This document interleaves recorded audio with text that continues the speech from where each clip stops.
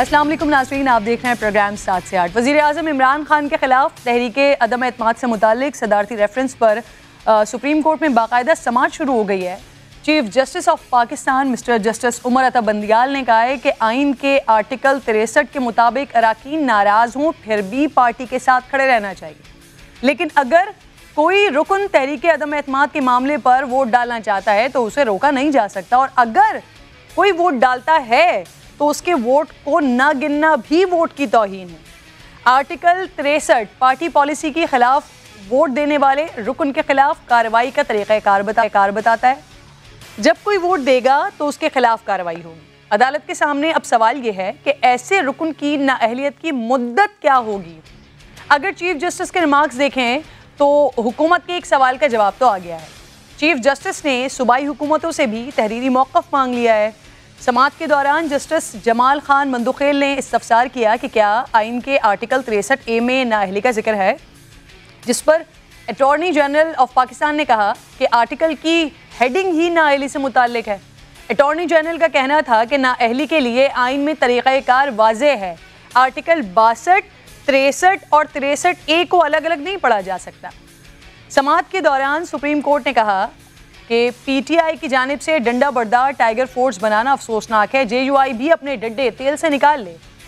दूसरी जानिब नाज़रीन, सुप्रीम कोर्ट की सीनियर तरीन जज जस्टिस काजी फाइजीसा ने सुप्रीम कोर्ट बार एसोसिएशन की दरख्वास्त और सदारती रेफरेंस की इकट्ठी समाअत के लिए 5 रुकनी लार्जर बेंच की तश्कील के हवाले से चीफ जस्टिस के नाम एक ख़त लिखकर अपने शदीद तहफ़्फ़ुज़ात का इजहार किया है। प्रोग्राम में इस तमाम कानूनी नुकात पर बात करने के लिए मुझे ज्वाइन कर चुके हैं शाइख उस्मानी साहब, साबिक chief justice Sindh high court हैं, लॉ एक्सपर्ट हैं। बहुत शुक्रिया आपका सर। अस्सलाम वालेकुम।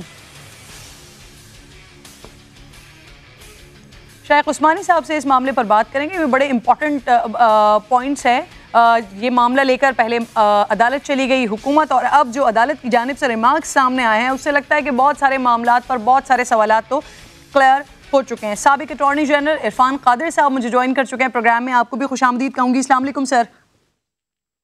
जी वालेकुम सलाम। इरफान साहब, चीफ जस्टिस उमर अता बंदियाल साहब कह रहे हैं कि आर्टिकल 63 के मुताबिक अरकान नाराज हो तब भी पार्टी के साथ खड़े रहें। उन्होंने रिमार्क्स दिए कि अगर कोई रुकन एतमाद के मामले पर वोट डालना चाहता है तो उसे रोका नहीं जा सकता, और अगर कोई वोट डालता है तो उसके वोट को ना गिनना भी तौहीन है। तो सर, इससे तो लगता है कि जो भी होगा वोट डालने के बाद ही होगा, पहले कुछ नहीं किया जा सकता है। देखें, चीफ जस्टिस साहब का ये कहना कि किसी को वोट डालने से आप नहीं रोक सकते, बिल्कुल सही उन्होंने कहा, क्योंकि वोट डालना जो है वो आपका हक है नो कॉन्फिडेंस की फेवर में। हाँ, अगर वो वोट पार्टी लाइन के खिलाफ होगा तो उसके कॉन्सिक्वेंसेस ये हैं कि वो फिर आप डिफेक्ट कर जाएंगे, और फिर आपको इजाजत है कि आप सीट होने के बाद बेशक नई पार्टी ज्वाइन करें, नया इलेक्शन लड़े, इसमें कोई डिस्क्वालिफिकेशन आपकी फिर नहीं होगी, या आपको ये कि उसकी कोई ड्यूरेशन होगी उस डिस्क्वालिफिकेशन की। इसमें कोई डिस्क्वालिफिकेशन नहीं है। ये बिल्कुल ऐसे ही है जैसे कि आप कहें कि कोई शख्स जो है तलाक, जैसे कहते हैं तलाक को अच्छा फेल नहीं है, लेकिन अगर कोई तलाक लेना चाहे तो उसमें कोई ममानियत भी नहीं है। तो इसी तरह से कोई अगर पार्टी छोड़ना चाहता है, उसको नहीं पसंद पार्टी या वो तंग आ गया है, तो फिर उसको सीट अपनी छोड़नी पड़ेगी। उस हद तक की आइन में लिखा हुआ है। लेकिन ये नहीं है कि यहाँ पे आप कभी वो पार्टी छोड़ ही नहीं सकते। और जिस तरह हिंदुओं में पहले रिवाज होता था कि अगर शादी हो गई है तो फिर औरत को सती होना पड़ता था, तो मेंबर को सती होने की जरूरत नहीं है। अगर वो खिलाफ वोट देगा तो उसको पार्टी छोड़नी पड़ जाएगी, और फिर वो जिस मर्जी से वो नई शादी कर ले, जिस मर्जी पार्टी से। तो ये आइन का मंशा ये है।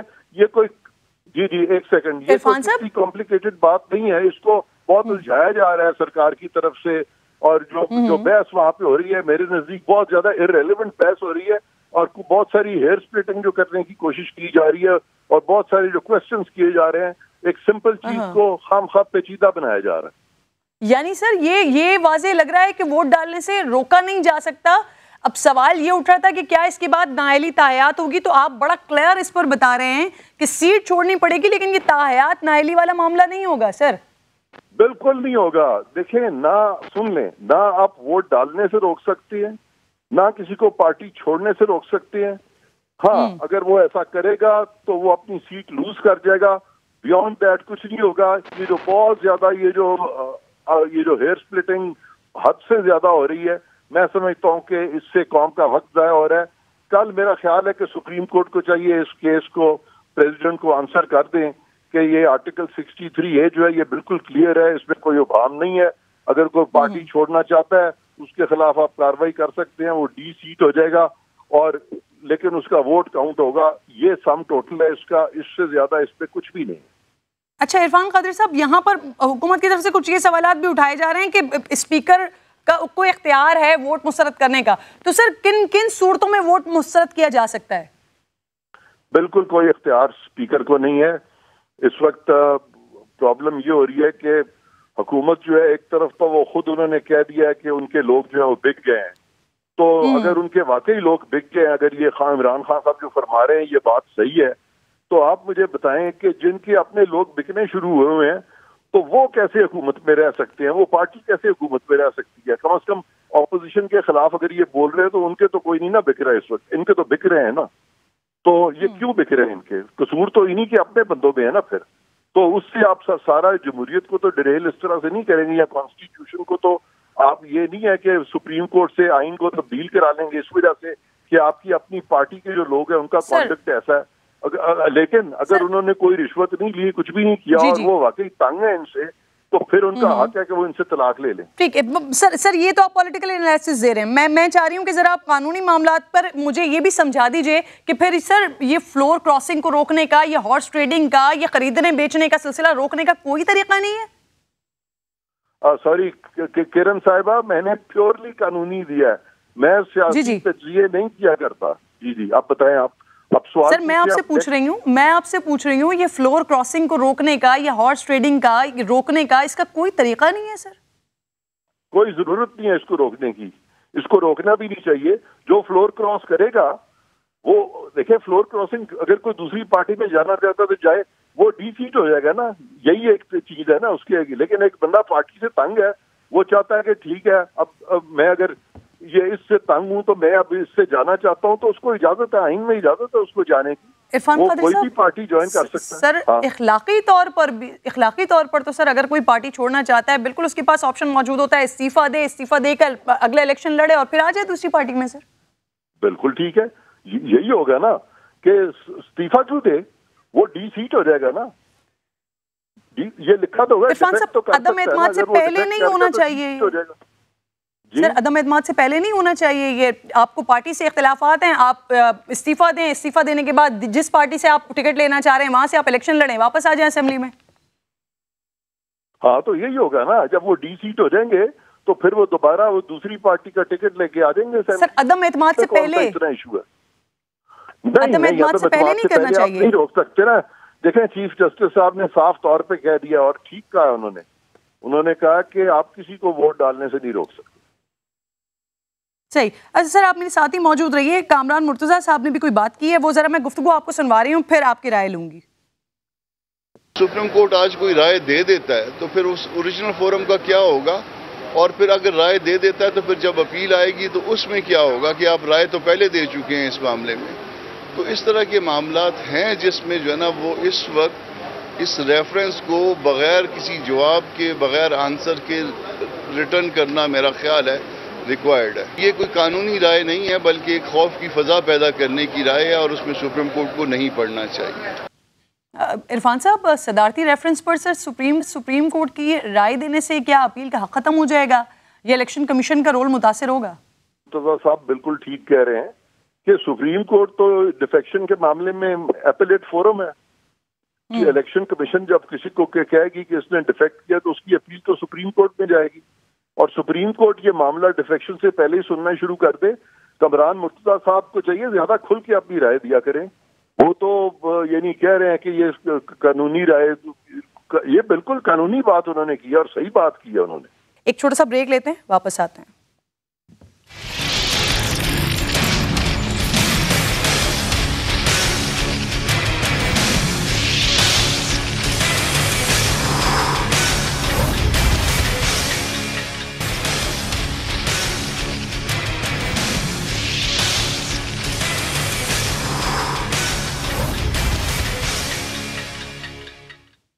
प्रोग्राम में अब पॉलिटिकल मामला पे ज़रा बात करते हैं। सदाकत अली अब्बासी साहब मेरे साथ मौजूद होंगे, इसके साथ साथ अहमद हुसैन दिहड़ साहब भी साथ मौजूद होंगे। मुनर्र फराकीन में से जाहिद गिशकोरी साहब की तरफ पहले मैं जाऊंगी, हेड ऑफ इन्वेस्टिगेशन यूनिट है समा के, इनके पास बड़ी आम खबर है।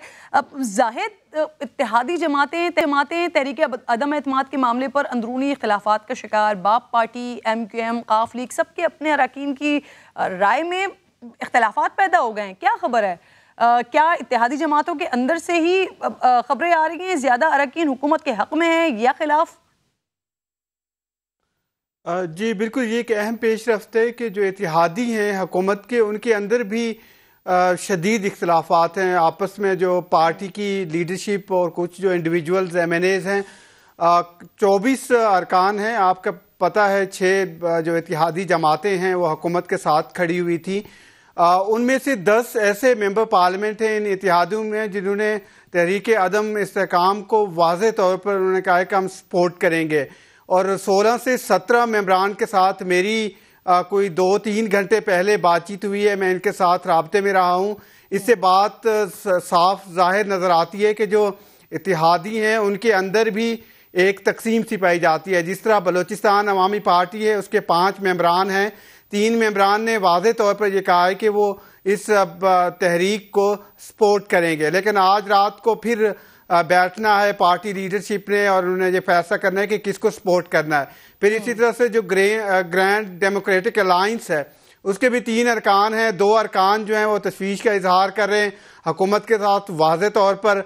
फिर MQM जो है वो आपके सामने एक चीज़ उनकी नज़र आई है, उन्होंने डिसीजन नहीं किया है, लेकिन उनके अंदर भी कुछ ऐसे अरकान हैं 2 से 3 जो ये समझते हैं कि हुकूमत को अब छोड़ देना चाहिए, वक्त आ गया है।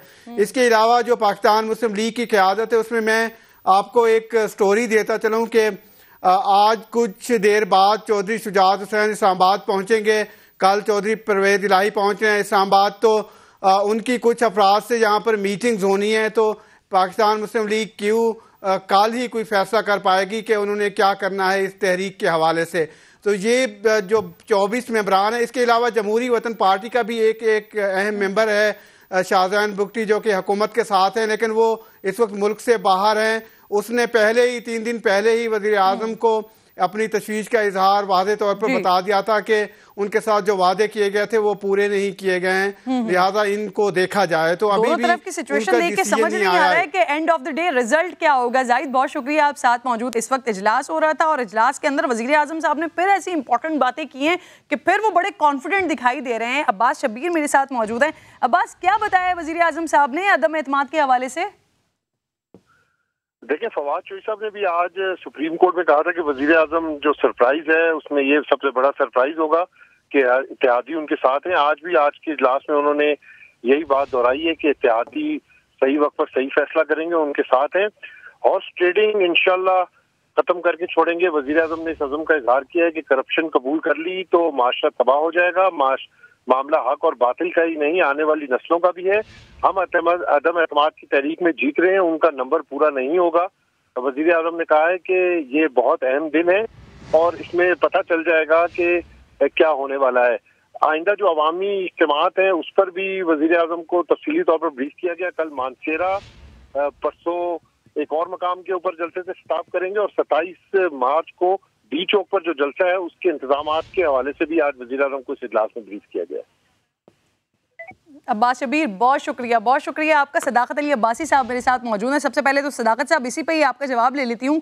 बॉडी लैंग्वेज वज़ीर आज़म साहब की, उनका बात करना, उनका कहना, वो मुसलसल ये कह रहे हैं तहरीक अदम एतमाद में कामयाब हो जाएंगे। शेख रशीद साहब कह रहे थे वहाँ से बंदे आप लोगों के पास आ रहे हैं, वज़ीर आज़म साहब भी आज कह रहे हैं बंदे नहीं पूरे कर पाएंगे। सर अगर वो आपके बंदे बुला रहे हैं, सिंध हाउस से निकलते हैं, वहाँ से लोग, आप लोगों के लोग खुद निकल के जाते हैं, आप लोग कह रहे हैं पैसे ले रहे हैं, हॉर्स ट्रेडिंग कर रहे हैं, लेकिन जब वहाँ से ये बात की जाती है, शेख रशीद साहब कहते हैं या वज़ीर आज़म साहब कहते हैं कि उनके लोग पूरे नहीं होंगे, तो फिर आप लोग क्या कर रहे हैं? सदाकत साहब जी। किरण, बहुत शुक्रिया। किरण, तारीख पढ़ लें, तारीख उठा के देख लें। जब भी कोई जो मुश्किल जो बड़ा काम होता है वो मुश्किल होता है और बज़ाहिर लोग कहते हैं कि ये मुमकिन नहीं है। इमरान खान साहब की जो अपनी जिंदगी है उसमें हमेशा उनको ऐसे चैलेंजेस का सामना हुआ। बहरहाल मैं इस पॉइंट पे आता हूँ, ये वाकई बड़ा मुश्किल काम है कि जहाँ इतनी पिछले 30 सालों में हॉर्स ट्रेडिंग होती रही हो, ज़मीर फरोशी होती रही हो, फ्लोर क्रॉसिंग होती रही हो, सब तकरीरों के बावजूद लोग बिकते और खरीदते रहे हों, ऐसे हालात में ये बहुत मुश्किल लगता है कि बज़ाहिर जो गेम है वो पैसों वालों के हाथ में है और नजरिए वालों के हाथ क्या आएगा। लेकिन मैं आपको बड़े वसूख से कहता हूं कि जिस तरीके में पाकिस्तानी अवाम का एक रिएक्शन और रिस्पॉन्स है इस सारे मामले में, वो कभी भी उस रिएक्शन और रिस्पॉन्स जो है वो नजरियाती और वो बाज़मीर कितने लोग हैं जो नहीं आएंगे उस दिन अदम एतमाद के दिन ऑपोजिशन के। देखिए 171 भी आ जाए तब भी वो हार जाएंगे ना। हमें तो कुछ नहीं करना, हमें तो सिर्फ अपने लोगों को रोकना है।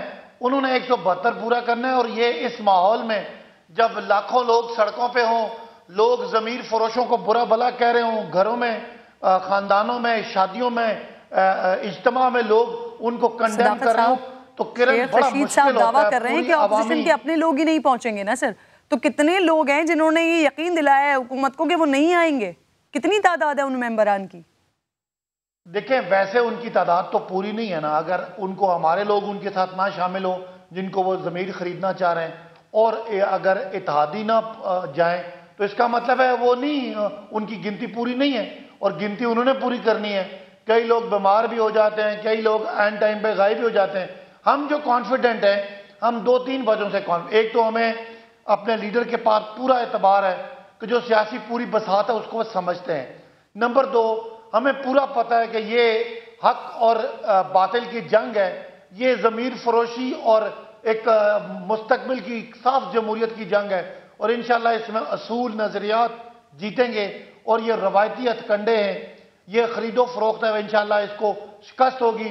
हमारा 27 का जलसा क्लाइमैक्स होगा पाकिस्तान में तब्दीली की एक और सीढ़ी की तरफ। सर 6 इत्तेहादी जमातें हैं, बड़ी जमातों की बात कर लेते हैं। काफ, लीग, बाप पार्टी, MQM, ये आपकी हिमायत का ऐलान कब करेंगे सर? ये तो हमारे साथ ही हैं। इन्होंने मुखालफत का ऐलान कब किया है? सर इन्होंने हिमायत का भी तो ऐलान नहीं किया। वो कह रहे हैं न्यूट्रल हैं, बार बार कह रहे हैं न्यूट्रल हैं, वो आखिरी दिन फैसला करेंगे। MQM कह रहे हैं कि आखिरी दिन फैसला करेंगे, आखिरी दिन बताएंगे क्या करेंगे। काफ, लीग बार बार ये कह रही है कि मुकम्मल इत्तेहादियों को देखकर फैसला करेंगे क्या करना है। किरण वो सारे कैबिनेट के मेंबर्स हैं, they are part of the government.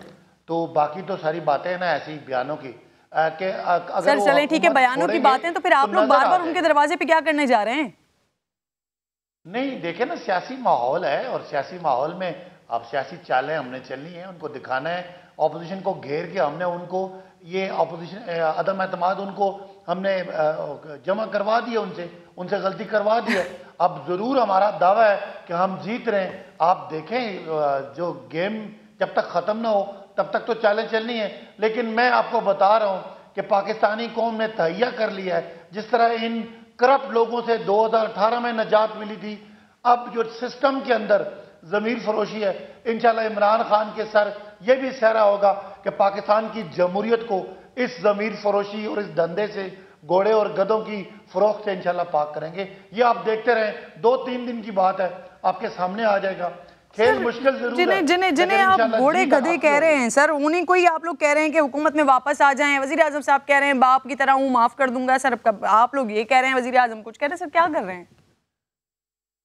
देखिए एक मंडी तो लगी है और सौदे तो लगे हैं। बिकने वाला घोड़ा हो जाएगा, जो नहीं बिकेगा वो कमजोर ईमान सियासतदान रहेगा। हम ये समझते हैं कि उसके लाइन के उस तरफ एक माफिया बैठा हुआ है और उनके असरात हैं और लोग लालच में भी आ जाते हैं। लोग कमजोर दिल भी हैं और निज़ाम में खराबी भी है। और उन्होंने माजी में देखा है कि जिसने भी जमीर फरोशी की उसके खिलाफ कुछ नहीं हुआ। तो हम ये नहीं कहते कि पाकिस्तान सारा जाग गया है। सर धमकियां दे दे के, माजी याद दिला कर, गधे घोड़े कह कर सर आप चाह रहे हैं कि बस वापस आ जाएं, किसी तरह आप लोगों का मामला बचा लें। सर मुझे बता दें, तरीन ग्रुप से बात कहां तक पहुंची है? मुझे बताएं ये टर्मिनोलॉजी हॉर्स ट्रेडिंग PTI ने इन्वेंट किया या इससे पहले थी? हॉर्स ट्रेडिंग का उर्दू में क्या मतलब है? घोड़ों की खरीदो फरोख्त। तो घोड़े गधे एक ही नस्ल है। हॉर्स ट्रेडिंग वालों को सर, हॉर्स ट्रेडिंग वालों को फिर पाकिस्तान तहरीक इंसाफ वापस क्यों बुला रही है अपने पास? छोड़ें फिर बहस को। सर बताएं तरीन ग्रुप की से बात कहां तक पहुंची है? देखें आप अगर देखते हैं कि पूरी कश्ती डूब रही है तो कहीं छोटी छोटी बुराइयों को साथ बैठाना भी पड़ जाता है। इंशाल्लाह कश्ती पार लगाने के लिए छोटे छोटे कॉम्प्रोमाइजेस कर रहे हैं। हमारे कॉम्प्रोमाइजेस हमारी अप्रोच पे हैं, हमारी मंजिल पे नहीं है। इसलिए आप कह रहे हैं समझौता करने के लिए तैयार हैं, खान साहब कहते हैं किसी सूरत कॉम्प्रोमाइज नहीं करूंगा। सर चले अगली बात अब बता दें, तरीन ग्रुप से बात कहां तक पहुंची? नहीं मैं वजाहत कर दूं, खान साहब ने मंजिल पे कॉम्प्रोमाइज करने की नहीं बात की, बड़े मुजरिमों से, पाकिस्तान को लूटने वालों से कॉम्प्रोमाइज करने की नहीं बात की। जो पार्लियामान के अंदर मजबूरियां हैं, वो मजबूरियां हमारी भी हैं, उस हद तक छोटे छोटे कॉम्प्रोमाइज हो सकते हैं। सही, अब बता दें, मेरे सवाल का जवाब देते हैं, तरीन ग्रुप से कहां तक पहुंची बात? देखें, मैं तरीन साहब के साथ मैंने बहुत काम किया, हमने इकट्ठे काम किया। मैं कभी मान ही नहीं सकता कि जहांगीर तरीन जरूर नाज उठाएंगे, नखरे उठवाएंगे, मिन्नतें करवाएंगे, हो सकता है कुछ उनकी बातें भी हमें माननी पड़े, लेकिन कभी भी वो उस करप्ट माफिया की तरफ नहीं जा सकते जिनके लिए उन्होंने भी जद्दोजहद की है और इस पार्टी ने भी जद्दोजहद किया। तो मेरा पूरा यकीन है कि जहांगीर तरीन अपनी सारी जो उनकी जिद्दें थी वो मनवा के और इंशाल्लाह इमरान खान के साथ शाना बशाना खड़े होंगे। उनकी वहां से डिमांड आ रही है, अब नाज नखरों की आप बात करें, वहां से डायरेक्ट मीटिंग की डिमांड आ रही है, तो कोई लाइनअप हो रही है वजीर आजम से बराह रास्त? देखिए, उनकी बातें हैं, बहुत जगह पे गिले हैं, बहुत जगह पे हमने बहुत ही सख्त सियासी असूल रखे हैं, हमने कॉम्प्रोमाइजिंग एटीट्यूड नहीं रखा, उसका हमें सियासी नुकसान जरूर हुआ है, लेकिन हम एक तरफ कम से कम हमने एक तरफ से एक अपना स्टैंड दिया। अब जाहिर है एक आपको समझे कि बड़े डाकुओं का अटैक हुआ है, तो हम छोटे छोटे कॉम्प्रोमाइज करके इंशाल्लाह ये हादसा बचाएंगे, लेकिन अल्टीमेटली जमहूरियत को साफ और शफाफ करने का सिर्फ अभी इमरान खान और पीटीआई और हम जैसों के नाम इंशाल्लाह होगा। अच्छा, चौधरी निसार साहब के हवाले से बड़ी बातें हो रही हैं कि वो सियासत में शायद एंट्री मार रहे हैं, फिर उन्होंने खुद भी एक बयान दे दिया था वो रोज़ा इफ्तार करने का अपने। तो सर, क्या आपके पास कोई इत्तलात हैं वज़ीर आज़म से उनकी आखिरी मुलाकात कब हुई, कोई लाइनअप वगैरह हो रहा है, कोई मामला हो रहा है? अच्छा किरण, बहुत से लोगों को नहीं पता कि चौधरी निसार मेरे नीचे एमपी हैं, मैं उनके ऊपर एमएनए हूँ, मेरा उनका हल्का एक ही है। जी जी, तो इसीलिए आपसे पूछा है सर।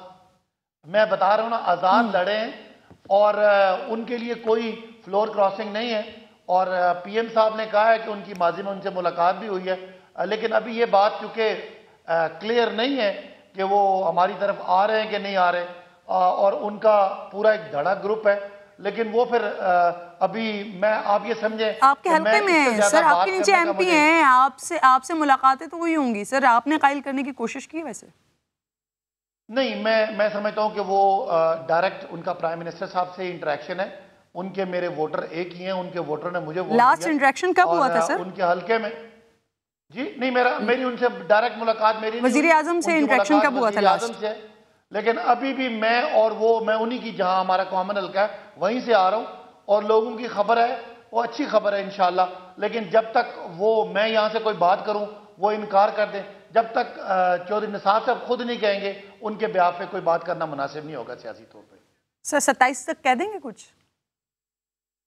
देखें, इम्कान तो है एक बात का, अच्छा। लेकिन मैं दोबारा से कहूंगा कि अगर मैं कहूं और उनका कोई तर्जुमान आके वजाहत कर दे तो वो चीज खराब हो जाती है। मेरी, आप समझे कि मेरा इख्तियार इससे आगे नहीं है कि मैं उनके किसी फैसले के बारे में यहाँ ऐलान कर सकूं, लेकिन एक बात आप समझे, ये बात जो वजीर आज़म ये आप कह सकते हैं, ये इम्कान है कि 27 तक चौधरी निसार अपने अगले लाएहमल का ऐलान कर देंगे? हाँ, इसका खासा इम्कान है, लेकिन ये आपको बताऊं, वजीर आज़म इमरान खान का जो एतमाद है, वो हुकूमत में बैठे हुए हैं, हुकूमती सारे इदारे मालूमात उनके पास हैं, और वो जो पुरतमाद बैठे हैं, उसके पीछे भी जो वजह है इंशाल्लाह 27 की शाम को वो वजह भी सामने आएगी, और जो सरप्राइजेस इस हुकूमत ने या इमरान खान ने वादे किए वो भी सामने आएंगे। लेकिन एक बात तो मैं आपको बड़े बबांगे दौल कह सकता हूं, अदम एतमाद में 170 की फिगर भी हासिल नहीं हो रही, ये मैं आपको बताऊं। 170 में बहुत बहुत शुक्रिया, ये ठीक 172 ठीक सर, आ गया रिकॉर्ड पे आपका शुक्रिया। साथ मौजूद थे, एक ब्रेक ले रही हूँ, ब्रेक के बाद वापस आती हूँ।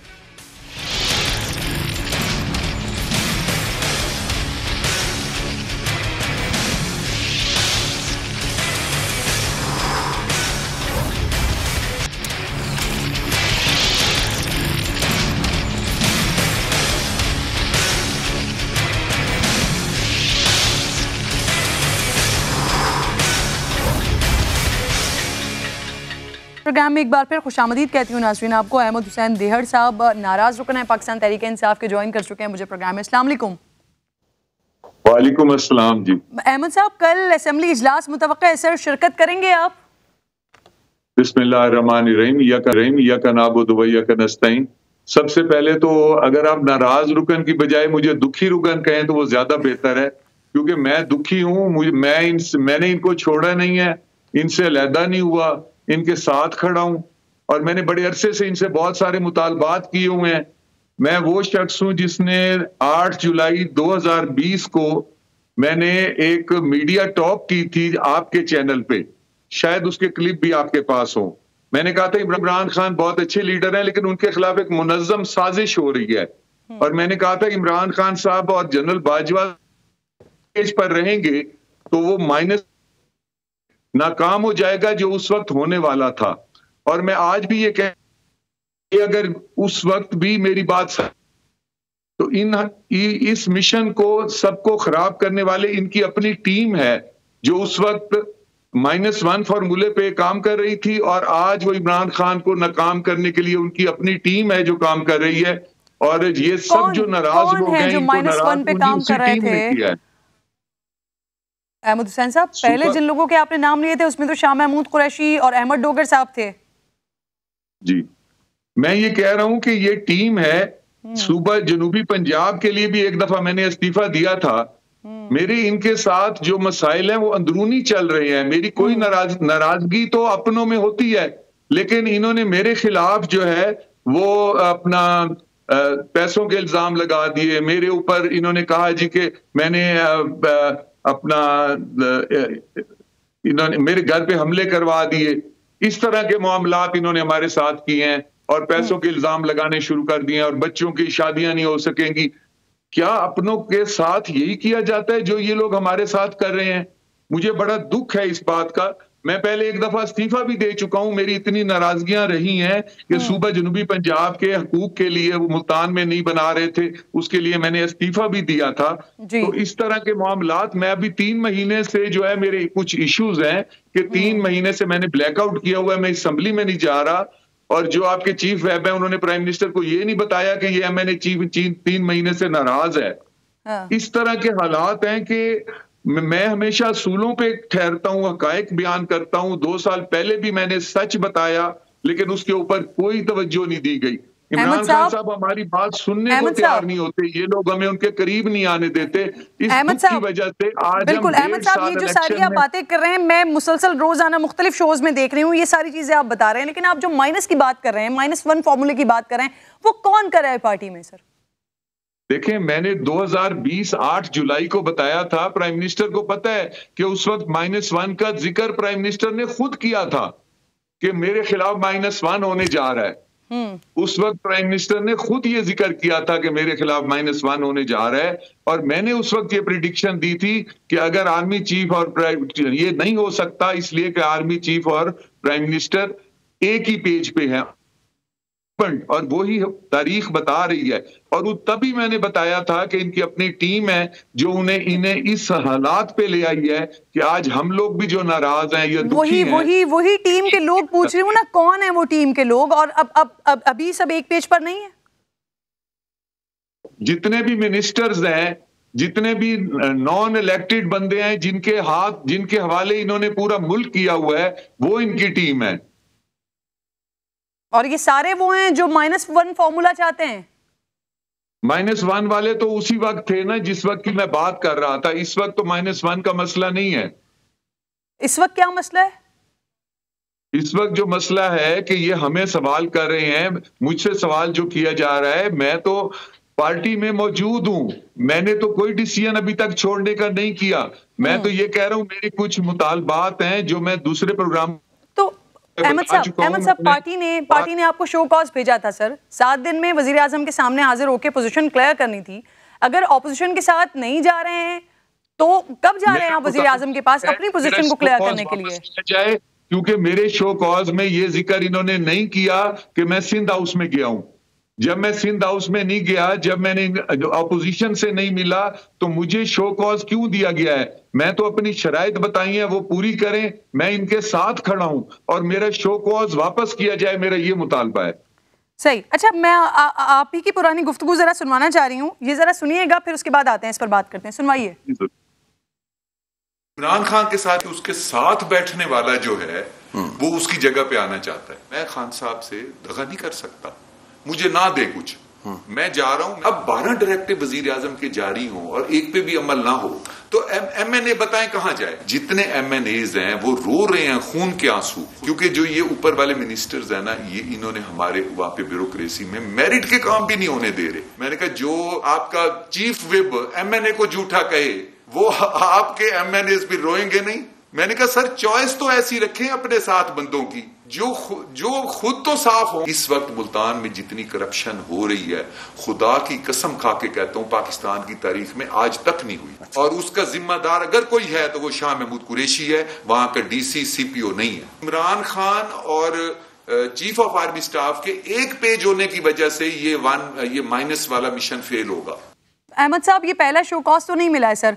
पहले भी आपने इल्जाम लगाया था कि इमरान खान के खिलाफ साजिश उनके सीधे हाथ वाले कर रहे हैं। खान साहब माइनस नहीं हुए तो उसकी वजह एक पेज है जिस पर आपको शो कॉज मिला था। सर अभी जो कुछ हो रहा है, क्या इसमें भी पार्टी के सीनियर लोग शामिल हैं? मेरा सवाल ये है, बिल्कुल यही बात है, आप सही बात। मैं ये कहना चाहता हूं कि पहले मैंने निशानदेही की थी 2 साल पहले हो गए जो इमरान खान एक अच्छे उस लीडर के खिलाफ साजिश करके उसे फेल कर रहे हैं, यही लोग हैं। इन लोगों ने MNAs के साथ वो सलूक किए हुए हैं कि उन इंसल्ट्स की हैं, जिसकी वजह से अब वो इधर देखने को तैयार नहीं है। और उसके बाद इन्होंने जिस तरह से इन लोगों ने इमरान खान साहब को मशवरे दे के जिस जगह पे आज ला खड़ा किया है, ये सब यही लोग हैं जो साजिशें कर रहे हैं इमरान खान साहब के साथ। आज मैं खान साहब को कहता हूं कि जरा पीछे उस दिन से आज तक अपने आप को रीएवैल्यूएट करें और देखें जो आपने टीम चुनी थी इसने आज आपको कहां खड़ा कर दिया है। तो सर आप कब जा रहे हैं वजीर आजम से मिलने, अपनी पोजीशन क्लियर करने? कब जा रहे हैं आप? देखें, मैं वजीर आजम को मिलने जाना चाहता था, मुझे पिछले 3 महीने से जो चीफ विप है उन्होंने नहीं मिलने दिया। और दुख इस बात का है कि मैंने तैयारी की, उस दिन मैं मिलने जा रहा था, उसी दिन मेरे घर पे हमला करवा दिया गया, उसी दिन मुझे शो कॉज नोटिस जारी कर दिया गया, उसी दिन मेरे ऊपर पैसों का इल्जाम लगा दिया गया। सही तो अगर मैं जाता हूं तो ये कहेंगे ये डर के आ गया है। हम शहीद अहमद शहीद खरल की औलाद हैं, हम अंग्रेजों से लड़ने वाले लोग हैं, हम बुज़दिल नहीं हैं। आप हमें ताहयात में हेल कर दें, आप हमें सियासत छुड़वा दें। आपका मुतालबा ये है क्योंकि आप उन लोगों में शामिल नहीं थे जो सिंध हाउस से मिले हैं, तो इस वजह से आपका पहले ये जो नोटिफिकेशन जो आपको शो कॉज किया गया आप पहले वो वापस लें, उसके बाद आप मिलेंगे और अपनी हिमायत का फिर यकीन दिलाएंगे। सर ऐसे ही कह रहे हैं आप अहमद साहब? मैं खड़ा ही उनके साथ हूं मैडम।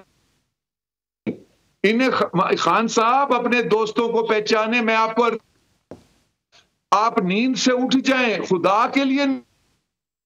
मैंने जो अभी क्लिप में इन्होंने गुजार हूं कि इन्होंने आया आपको, आप सोच लें हम वो लोग हैं जिसने कोई आपसे 2 साल पहले आपने हमें दीवार, आपकी टीम ने हमें दीवार से लगा के रख दिया, लेकिन उम्मीद रहे। मैं आज भी आपसे पुरुमीद हूं कि आप मेरे यही 4-5 मसाइल हल कर दें, मुझे आने जोगा रखें। आज मेरे खिलाफ जो आपके यही मिनिस्टर ने गुंडे भेजे हैं मेरे घर, जब वो गुंडे भेजे हैं जिन पे 8-8 पर्चे हैं इसके कब्जे के, उन लोगों को भेजा है। इन्होंने सदर वहां पे वो बनाया जिसको मेरे नीचे MPA मुझे धमकी दे के उसको टिकट दिलवाई थी। ऐसी बातें आपको सुनाऊं आप हैरान हो जाएं कि मेरे नीचे MPA इन्होंने जबरदस्ती लड़ाया जो इनके हलके में रहता था, और मुझे धमकी दी कि अगर इसको टिकट न दी मैं तुम्हारी सियासत बर्बाद कर दूंगा। ये वो साजिशी लोग हैं खान साहब जिन्होंने आज आपको इस मकाम पे आप पहुंचाया है कि आज आप इनके मशवरों पे चल के एक अच्छा इंसान, एक अच्छा लीडर आज गरीब के दिल से उतर गया है, गरीब भूख से मर रहा है। इन्होंने ऐसी पॉलिसियां आपसे करवाई हैं कि आपको ये करवा रहे हैं कि मुझे अहमद साहब इंफॉर्मेशन मिनिस्टर प्रोग्राम में मुझे ज्वाइन कर चुके हैं। फवाद चौधरी साहब मेरे साथ मौजूद हैं।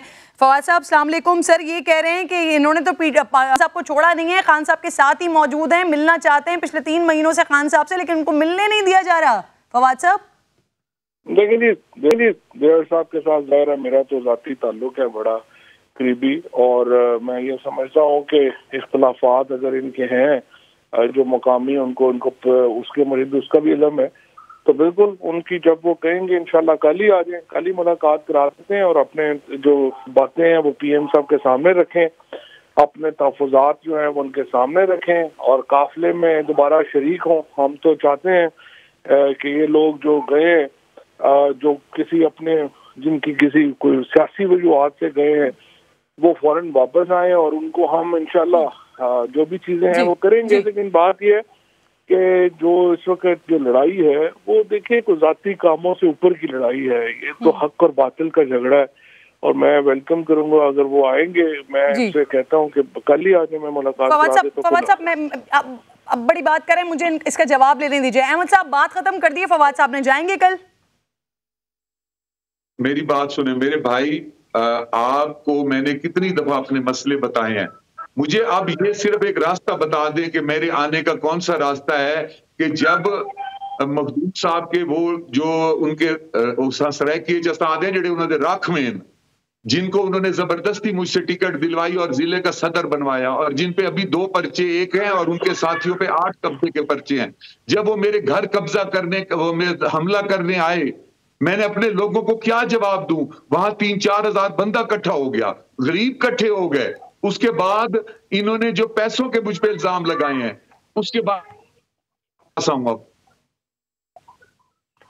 तो देर साहब जी फवाद साहब आवाज आ रही है, बिल्कुल जवाब दीजिए।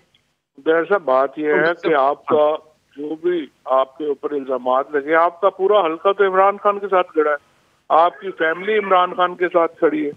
तो मेरा नहीं ख्याल कि ये ऐसे इश्यूज हैं जिनके ऊपर अगर आपका कोई और प्रॉब्लम नहीं है, कोई आपने और नहीं हुआ और सिर्फ एक पॉलिटिकल इख्तलाफात है, वो तो कोई प्रॉब्लम नहीं है, वो तो रिजॉल्व हो सकते हैं। लेकिन अगर आपका कोई और अब हो गया है तो वो तो फिर जाहिर है फिर आपकी मर्जी है। लेकिन मैं तो समझता हूँ आप वापस आए और इस काफिले में इंशाल्लाह आपको करेंगे और आपके मामला शाह साहब से भी मामला उनका अपना हल्का है, आपका अपना हल्का है, बाकी मामला छोटे मोटे चलते रहते हैं सियासत में, कोई भी 100% मुतमईन नहीं होता।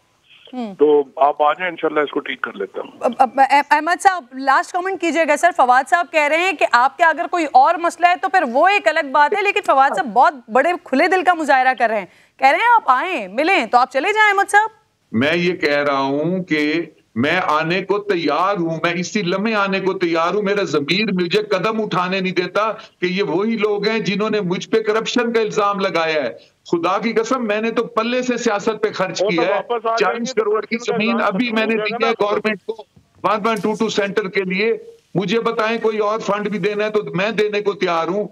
मैं ये कह रहा हूं कि मुझ पे आपने करप्शन के इल्जाम लगाए, मेरे बच्चों का नाम कहा है कि उनके निकाह नहीं होंगे, मुझे हमारे ऊपर आप हमला कराएं। अब अगर मैं आपके पास आऊं तो इसका मतलब है मैं आपसे डर के आऊं। आप मुझे ताउमर नाअहल करवा दे, ताउमर नाअहल करवा दे। मैं अपने मेरा ज़मीर इजाजत नहीं देता कि मैं तो आपके साथ खड़ा था, मैंने किसी इंटरव्यू में नहीं कहा। हाँ जी, लेकिन देवर साहब मैं तो आपसे यही कह रहा हूँ ना, अगर आपने पैसों का इशू नहीं है तो आप आ जाएंगे तो आपके पॉलिटिकल इशू रिजॉल्व हो जाएंगे, बाकी सारे मामला रिजॉल्व हो जाएंगे और ये चीज भी कोई नहीं कह सकेगा। यही तो मैं आपको कह रहा हूँ। लेकिन अगर आप जो है वो इसके बावजूद जो है वो आप ताउमर नहदी भी करना चाहते हैं तो फिर जाहिर है लोग तो जो है फिर बातें तो करेंगे। वो तो उसमें तो वो जो ये बात है कि बच्चों का या फैमिली का जाहिर है कि इस वक्त पाकिस्तान में एक वेव है और लोग समझते हैं कि हॉर्स ट्रेडिंग, लोटाक्रेसी, पार्टियां इस तरह से चेंज करना, किसी के नाम पे वोट दे के आके किसी को वोट देना, जाहिर है उसको अच्छा तो कोई नहीं ना समझता है। तो जाहिर है अगर आप आएंगे मैं तो आपके साथ खड़ा हूं। नहीं, यही तो मैं आपसे कह रहा हूँ कि इसको गलत साबित करना अगर आप चाहते हैं तो जाहिर है कि आप काफिले में शरीक हों, आप अपनी पार्टी के साथ खड़े हों और फिर आपके ऊपर कोई इल्जाम नहीं लगा सकेगा। अहमद हुसैन साहब कह रहे हैं कि जो सारी बातें की गई हैं, वजीर आजम साहब ने जो बात की जलसे में खड़े होकर, वो उसकी वजह से उनका ज़मीर उनको इजाज़त नहीं दे रहा, जबकि फवाद चौधरी साहब कह रहे हैं कि आप आएंगे सारे मामला ख़त्म हो जाएंगे। आप दोनों मेहमानों का बेहद शुक्रिया, प्रोग्राम में साथ मौजूद थे। वक्त ख़त्म, इंशाअल्लाह मुलाकात होगी आपसे। पीर को अपना ख्याल रखिए, अल्लाह ने के बाद।